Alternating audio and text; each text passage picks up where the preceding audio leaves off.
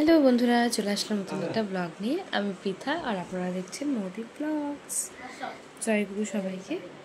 আজকে আমাদের বাড়িতে কীর্তন। যথারীতি আমি প্রতিবারের মতন লেট ভিডিও আপলোড করছি। তো আমরা যেদিন দেওঘর থেকে বাড়িতে ফিরেছি সেদিন ছিল একাদশী।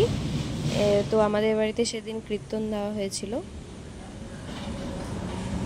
তো আশেপাশের সব দিদারা এসে কীর্তন করেছিল।